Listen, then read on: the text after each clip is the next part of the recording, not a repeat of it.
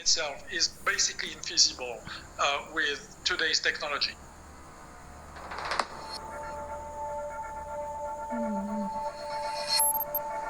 วันที่เราเจอ Alexander ทีมที่เราเข้าไปทีม Cybercrime เราเข้าไปเนี่ยกำลังออนไลน์ Operation Like Admin นั่นก็คือเราก็มั่นใจในพยานหลักฐานที่เรามีทั้งหมดครับว่านี่แหละเขา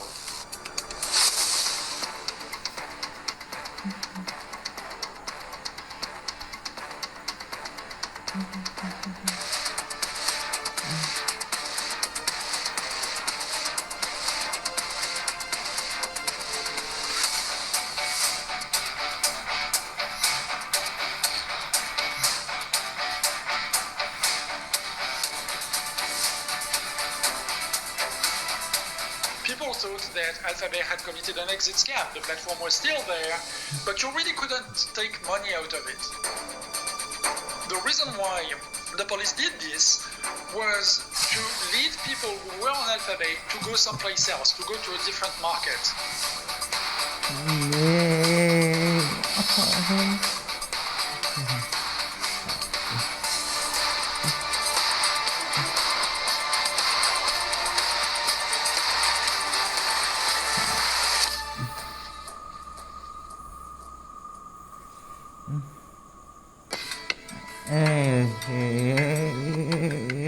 This is a landmark operation. Alphabet was roughly 10 times the size of the Silk Road. So we're talking about multiple servers, different countries, hundreds of millions of dollars in cryptocurrency, and a darknet drug trade that spanned the globe.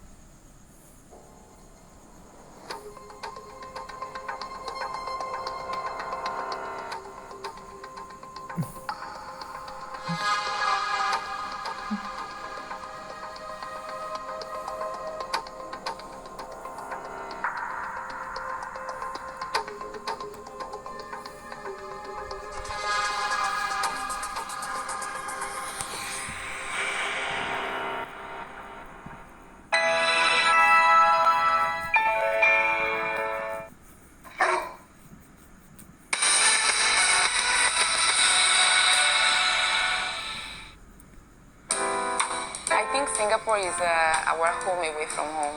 One of our son is born here, so definitely also it makes a special link. I'm feeling very settled, like this is my home.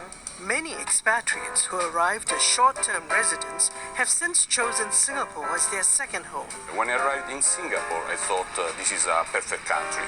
What has life been like for them? Home Away from Home, premiering 5th May on CNA.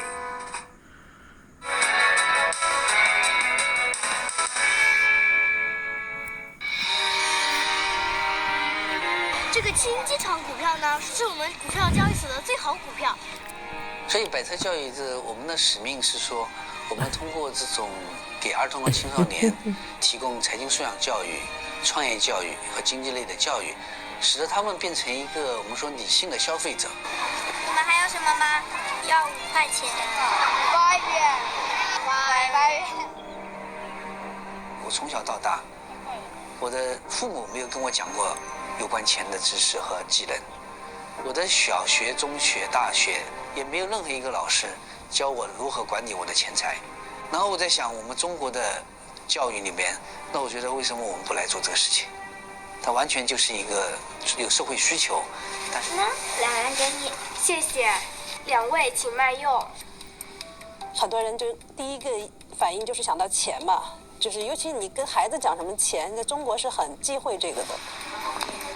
我们还得去解释这个过程，所以说刚开始的时候是比较痛苦的。那随着这个深入进来以后，那会加以改观的。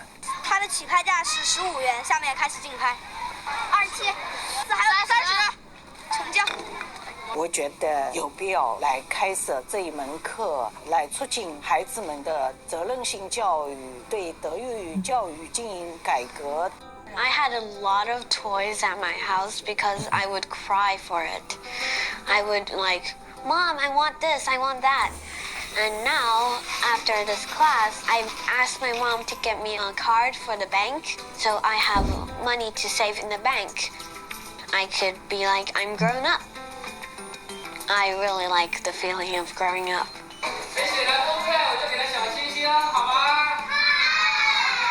我们短期的目标是说，到2020年底，我们希望能够累计服务1000万的儿童。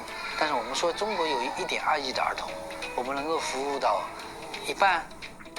你对钱跟财富之间、跟幸福之间的这个关系，钱完全不是一个障碍，对吧？而且你不应该羞于谈钱。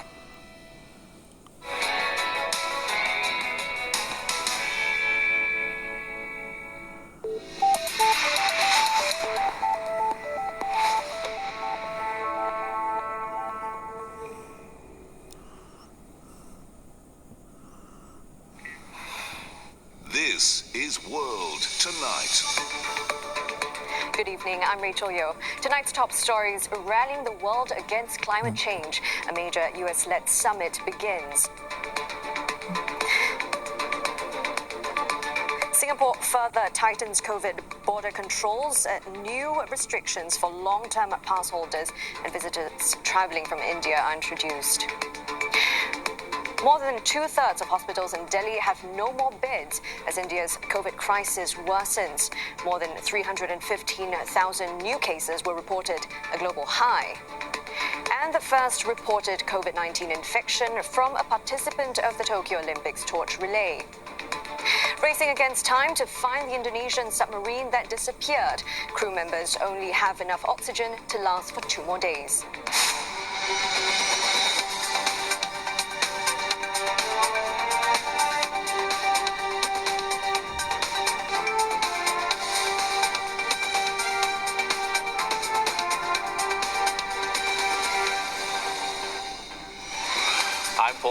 Also tonight, Russia arrests more than 1,700 protesters in nationwide rallies for ailing Kremlin critic Alexei Navalny. Plus how the pandemic has given Jakarta a nudge towards a bicycle-friendly future.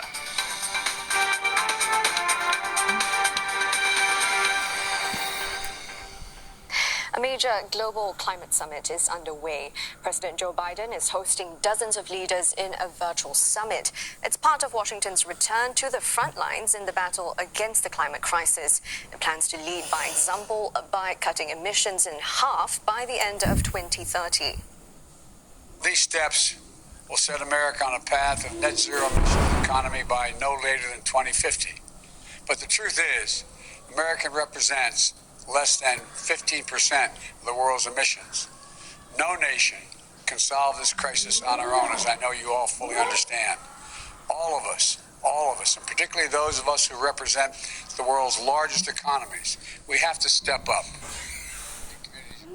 With the 2-day meeting, the U.S. is hoping to rally countries to slash emissions. China's President Xi Jinping also addressed the summit in the first meeting between the two leaders since Mr. Biden was sworn into office. Let's go to Simon Marks in Washington, D.C. Simon, let's start with the U.S. These are some ambitious targets, but the question is, are they realistic?